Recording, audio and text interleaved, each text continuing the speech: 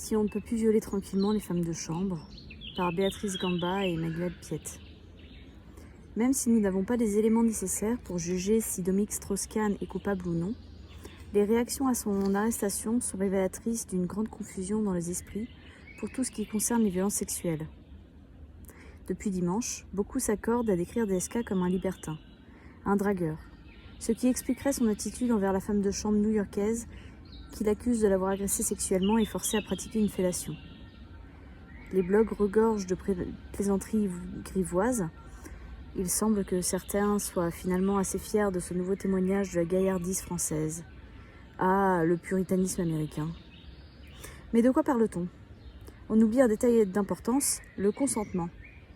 Et même, je dirais, le désir. Puisque le consentement est également une arnaque patriarcale. Mais en tout cas, dans le texte, il y a marqué le consentement. Donc, retour au texte. C'est bien ce qui change tout entre les relations sexuelles entre adultes, d'une part, et un viol, d'autre part. Voilà, d'où la nécessité du désir et non pas du consentement, parce qu'on peut violer en obtenant le consentement de la victime. Donc, retour au texte. La liberté sexuelle, le libertinage, n'ont rien en commun avec la violence sexuelle. Le viol n'est pas une relation sexuelle, c'est une humiliation, une domination. Jean Quatremer, correspondant de Libération à Bruxelles, écrivait lors de la nomination de DSK à la tête du FMI en juillet 2007 « Le seul vrai problème de Strauss-Kahn est son rapport aux femmes. Trop pressant, il frôle souvent le harcèlement. Un travers connu des médias, mais dont personne ne parle. On est en France. » Or, le FMI est une institution internationale où les mœurs sont anglo-saxonnes. Un geste déplacé, une allusion trop précise, et c'est la curie médiatique. Un travers, le harcèlement sexuel? Non, un délit. Un simple geste déplacé de plaquer une femme au sol et de tenter de lui arracher son pantalon? C'est pourtant ce qu'a raconté Tristan Banon dans une émission de Thierry Ardisson en début 2007. Encore une fois, la tolérance gauloise, personne n'en parle, s'appuie sur la confusion entre drague et agression sexuelle. Soyons précis, soyons précises, il ne s'agit pas d'une affaire de mœurs, comme on le lit ici ou là, mais des lois qui protègent les personnes. En tant que féministes, nous ne cherchons pas à commenter la sexualité d'une femme ou d'un homme politique, qu'elle soit extra-conjugale ou pas, homosexuelle ou hétérosexuelle, à deux ou en groupe. Vive la liberté sexuelle. Ouais, je mettrai des petits guillemets là-dedans quand même. Mais ce qui est en cause n'a rien à voir. Le directeur général du FMI n'a pas été arrêté du fait de sa faiblesse pour les femmes. Il est accusé d'un crime. Christine Boutin, pour sa part, parle d'un piège. Doit-on comprendre que placer à la portée de Dominique Strauss-Kahn une jeune femme de chambre est un piège? On sait bien qu'il ne résistera pas à la tentation de toucher aux fruits défendus. Cela suppose des pulsions sexuelles irrépressibles, censées être typiquement masculines. Pourtant, nulle pulsion n'est irrépressible chez l'être humain, homme ou femme, sauf dans de rares cas pathologiques. Les pulsions sexuelles ne sont pas la cause d'un viol. L'agresseur cherche avant tout à soumettre sa victime.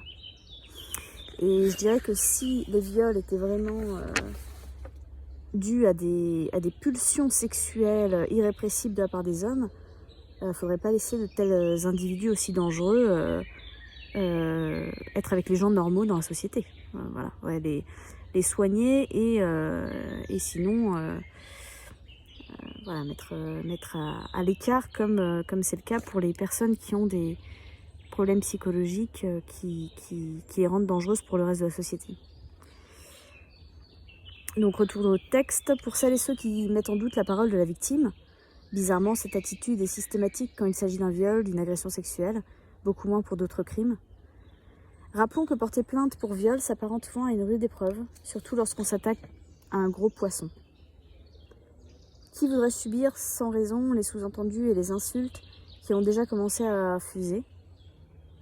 En novembre dernier, lorsque Mixité, Oser le féminisme et le collectif féministe contre le viol ont lancé une campagne intitulée « La honte doit changer de camp », les réactions ont été quasi unanimes. Bien sûr, c'est scandaleux que tant d'hommes se croient autorisés à violer, puisqu'on a 75 000 femmes qui sont victimes de viol par an au minimum. C'est incroyable que les victimes n'osent pas porter plainte, les pauvres. Seulement une victime sur 10 porte plainte. Pourtant, confrontés à la réalité du cas des DSK, beaucoup de journalistes, hommes ou femmes, politiques, oublient ces déclarations de bonne intention, plaignant le directeur du FMI, le Parti Socialiste ou la France, et n'ont pas un mot pour la victime, en l'occurrence. Il est vrai qu'elle n'est qu'une femme de chambre, et ce n'est pas un détail dans un pays où il y a à peine un siècle, les domestiques étaient couramment violés par leur patron, puis renvoyés quand elles étaient enceintes. Pour faire avancer la liberté sexuelle en France, comme outre-Atlantique, il importe de supprimer toute confusion. Seul le consentement mutuel entre adultes vaut en matière de relations sexuelles. Donc on rappelle le consentement, mais surtout le désir. Enfin, les deux en fait. Le viol est un crime, et quel que soit le statut social des protagonistes.